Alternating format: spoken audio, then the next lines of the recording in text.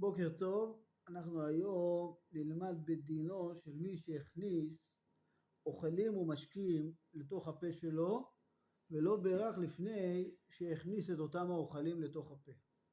דהיינו, אדם נגיד הכין לעצמו כוס קפה, שתה מהקפה, פתאום נזכר רגע לא בירכתי על הקפה בכלל, או אדם לקח עוגיה, הכניס את העוגיה לפה שלו, טוב רגע לא בירכתי על העוגיה, מה הדין? האם הוא צריך לפלוט את מה שהוא הכניס לפה? האם הוא יבלע ויברך אחר כך, אחרי האכילה?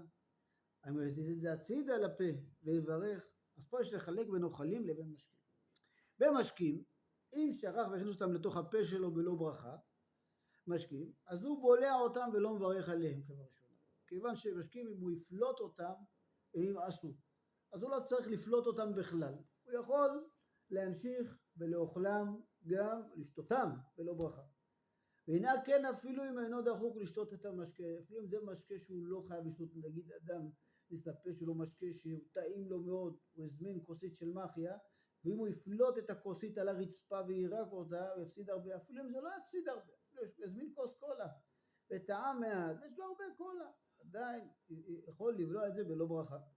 אבל יערער הברכה בליבו, בעוד המשקה בפיו, יערער, אתה כותב לנו הרב, שטוב לערער, אם אני עכשיו טועם, שותה, עכשיו כוס קפה, ואז אחרי זה פתאום רגע לא בירכתי על הכוס קפה, אז יערער ברכה בתוך הלב שלו, ברוך אתה השם אלוקינו מלך העולם, שהכל נהיה בדברו, ויבלע את זה, ואז כביכול הברכה הזאת תחשב לו. ואם שתה גם שיעור רביעית, שזה שיעור שמברכים על זה ברכה האחרונה, אז צריך לברך על זה גם בסוף, ברכה האחרונה. אבל ראשונה לא יברך. ואם הוא רוצה לשתות עוד, אמרנו ירער ברכה בליבו ושתה, אז הוא יגיד ברוך שם כבוד מלכותו לעולם ועד על הברכה שעשה בלב. יכול להיות שאולי זה יהיה ברכה לבטלה, כי הוא רוצה לברך עכשיו עוד הפעם, הוא צריך לברך.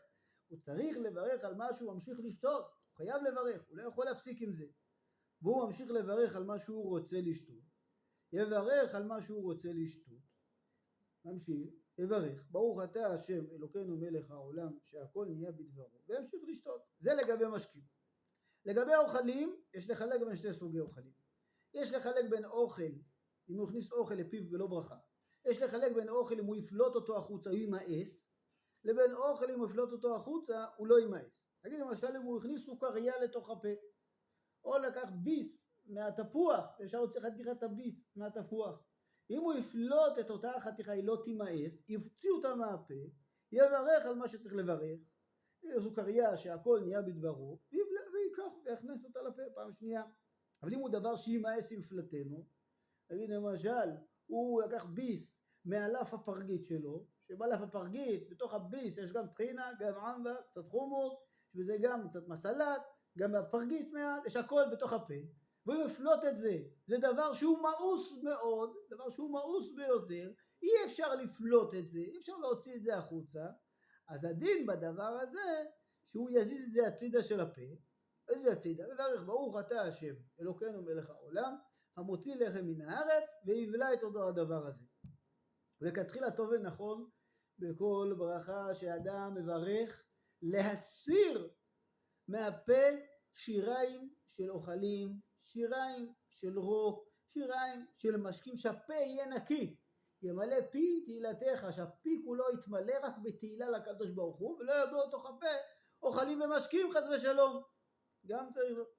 אבל אם אדם יש לו שיניים תותבות, זה בעיה, ימלא פי תהילתך וגם שאם שיניים תותבות, לא צריך להסיר את השיניים התותבות כדי לברך לקדוש ברוך הוא, אפשר להשאיר אותם בתוך הפה.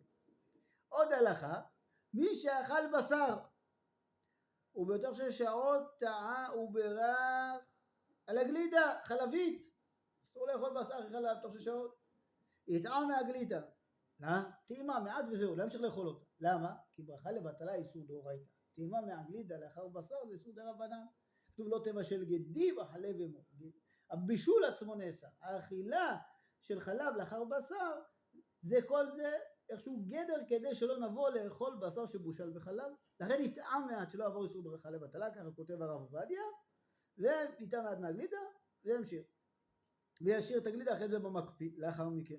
אחרי מי שברך על בשר לאחר ראש חודש אב, אנחנו נוהגים לאחר ראש חודש אב להפסיק לאכול מאכלי בשר, להפסיק לאכול בשר, לא בשר עוף ולא בשר בקר.